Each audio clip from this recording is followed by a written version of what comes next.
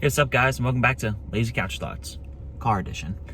Today, obviously, the tournament starts. We had our first 4 games last night. March Madness is upon us. This is March. Yes, best time of the year. Everyone fills out your brackets. I can't wait to tweet. As soon as the first game starts, I'm going to tweet out, there goes my bracket. I know in advance. Big time dad joke. So last night, we had a couple of great games. The Drake-Wichita State game came down to a last-second shot that hit the rim, and it was almost just a perfect start to the March Madness season. It was just so classic, March Madness, NCAA basketball tournament. That's the type of stuff that would have started us off right. Instead, we kind of get the opposite end of the spectrum. I was like, oh my gosh, it was almost a crazy moment. So I guess it's the same effect. And then after that, the UCLA-Michigan State game was a great game. Michigan State was up 13, going in with 1 second left in the half, and then UCLA hit a long two, and then you see that Michigan State's up 11. Then the coach Izzo and another player are sitting there screaming at each other, running back to the locker room. You're like, something's weird about that. And then all of a sudden UCLA comes out for the second half, and they're hitting shots, and Michigan State's missing shots, and UCLA just keeps hitting shots, and yeah, all of a sudden it's a close game. All of a sudden, UCLA's a point away, tied up 5. Michigan State comes back, ends up going to overtime. UCLA wins in overtime, and I really thought Michigan State was going to win that game. Pre-game, I actually texted my friends and said, Michigan State's the easiest money you'll ever make. Boy, oh boy, was I wrong. That first half, you bet the first half line, yeah, that's the easiest money you'll ever make. But I really thought the Tom Izzo team would have went out there and beaten the UCLA team, especially since Michigan State's been hot lately and UCLA just hasn't been. So now we can kind of just jump in. Obviously, the rest of the tournament starts this week. I'm going to give you my Final Four. Little different. I might be the only person without Illinois in their Final Four. Just a little heads up. So, first, Gonzaga. Obviously, that's actually my national champions. Yeah, they're the best team in the country. And, it's really not close. Pretty much every time this season, we've been like, oh, man, can this team compete with Gonzaga? Could they be the best team in the country? And then they just lose, and they're like, oh, never mind. It's always a Big Ten team. It's like, oh, can Ohio State? Oh, no. Oh, what about Michigan? Illinois? It's just pinballing everywhere. This Gonzaga team could probably beat the Gonzaga team that finished second for the national championship, was a couple minutes away from winning a national championship. This Gonzaga team could probably beat that team by 15. That's how good these guys are. They have 3 or 4 players who are arguably top 5 in the country at their individual position. That's all you really have to say to describe how good this Gonzaga team is. And yes, hello to my friend back there. Don't you love recording in a college parking lot?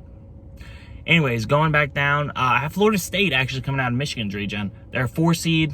But I don't know if Michigan doesn't have livers, I don't think they're beating Florida State. Florida State is one of those teams who really succeed in the tournament because they have big dudes who are really long, they have good length, and they have good coaching, they play good defense, and that's a recipe for success in March. I think they can shut down Alabama. Maybe not shut down, but Alabama is a very, very high-flying offense, but they can also D up a little. But Florida State's length, I think, can help neutralize the Alabama shooting threat. And because of that, I have Florida State coming in, a little bit of a sleeper. Next, we have Baylor. Again, pretty obvious, second best team in the country. I say that they haven't really been the same since coming back from the COVID stuff, but I like them. I like them out of their region. Yeah, I like them out of their region. I haven't spent as much time in the Baylor region as everything else. There's not really much stuff interesting going on over there for me. And then lastly, I have Houston. No. Yes. Houston coming out of Illinois' region. Why? I don't know. I think it's because every time they play a bad team, they have 3 really bad losses, but every time they play a bad team and beat them, they don't just beat them, they beat them by 40. I think that's what's helping me want to pick them right now, even though I really don't think they're that great of a team. I don't know. They're just very inconsistent, but I think they can catch fire and beat Illinois. But Illinois is... I really haven't been wanting to do this. I keep trying to talk myself out of it because Illinois has just been peaking at the right time, and they're hot, and they're a very popular choice right now. But yeah. So I have Gonzaga and Baylor meeting in the national championship game, and I have Gonzaga winning, obviously. I have Texas Tech making a deep run. Yeah. I have Oregon making it to the final, to the Elite Eight. I think Texas Tech and Oregon both in the Elite Eight. And I think Oklahoma State's gonna, handle their business for a little bit. And yeah, that's just kind of some of the stuff. I think Winthrop, I think they can beat Nova. I actually had an exchange with their Twitter account a couple days ago, because one of my buddies tagged them and said, I did a coin flip bracket and was like, hey, congrats Winthrop, you won.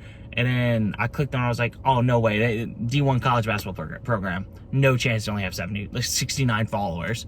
And they added me and was like, yeah, because this is a nice number. It was decent. So I threw him a follow to get him at 70, just a little passive aggressiveness. I might unfollow him after. But yeah, drop below your biggest upset. Hopefully one of the fanatics in our group wins the whole bracket, man. Give us some little bit of clout. Go get you $1 million real quick. And if you're seeing this before the tournament starts, you can still join. Go to ESPN, do the tournament challenge, fill out a bracket, join the Couch Fanatic Sports bracket group, and you can compete with me and everyone else.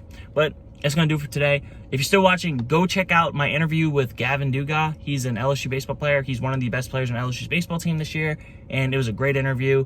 It's awesome. Just go check that out on YouTube, and good luck to everybody with your brackets. I will see you guys on Monday. Peace.